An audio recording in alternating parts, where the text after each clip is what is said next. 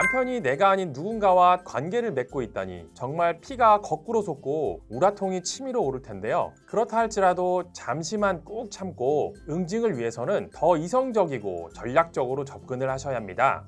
예전처럼 형사고소는 어렵지만 그래도 법원에 위자료를 청구하여 혼을 내줄 여지는 있으니까요. 안녕하세요. 제대로 이혼합시다. 제대로 이혼학교의 장기봉 변호사입니다. 이번에는 듣기만 해도 치가 떨리는 상간녀에 대한 위자료 청구 소송에 대해서 이야기해 보려고 하는데요. 먼저 소장을 보내기 위해서는 상간녀의 이름과 주소를 알아야 하는데요. 상간녀의 차량 번호나 은행 계좌번호 또는 전화번호를 알고 있다면 사실조회를 통해 비교적 손쉽게 이름과 주소를 확인할 수 있습니다. 직장을 알고 있는 경우에도 사실조회를 통해 확인이 가능합니다. 다만 이 경우는 이름과 부서 정도는 알고 있어야 합니다. 그리고 증거가 어느 정도 확보된 경우에만 가능할 수 있습니다. 자, 상간녀가 누구인지 알았다면 불륜에 대해 입증을 해야 하는데요. 상간녀에 대한 소송은 부부가 아닌 제3자에 대한 소송이라 자칫 생사람을 잡을 수 있다는 점 때문에 어느 정도 더 명확한 증거가 필요합니다. 꼭 육체적인 성관계까지 입증할 필요는 없습니다. 남녀 간 연애 감정으로 이루어진 대화나 행동만으로도 충분히 부정행위에 해당할 수 있으니까요.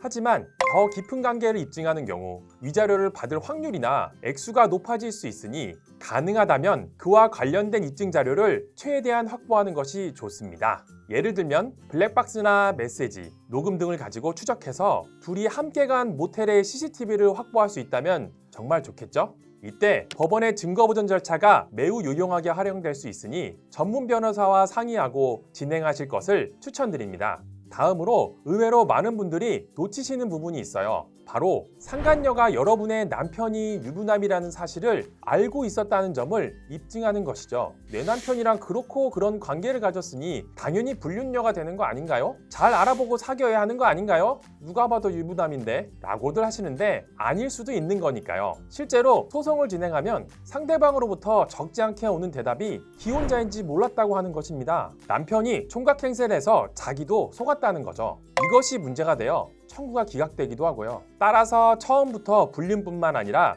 이 점에 대해서도 신경을 쓰고 자료를 확보하셔야 합니다. 새벽 시간이나 모텔과 같은 장소에서 은밀하게 만남을 이어가거나 남편이 유부남이라는 전제로 대화했다는 증거들을 함께 확보하면 좋겠죠. 가족들이 함께 있는 남편의 카카오톡 프로필 사진도 미리 캡처해두면 도움이 될 수 있습니다. 마지막으로 간혹 문제가 되는 부분인데요. 남편과 상간녀의 부정행위가 혼인 파탄의 원인이 아니라고 주장되어 기각되기도 합니다. 맞바람을 피운 경우나 또는 부부가 별거 중으로 이미 관계가 파탄나 있는 경우라면 상간녀에게도 책임을 묻기가 어려울 수 있겠죠. 참고로 남편에게 이혼이나 위자료 청구를 하지 않았더라도 상간녀에게만 위자료 청구가 가능합니다. 금액은 보통 1,000만 원에서 3,000만 원까지 인정되고 있습니다. 심한 경우에 5,000만 원까지 나오기도 하지요.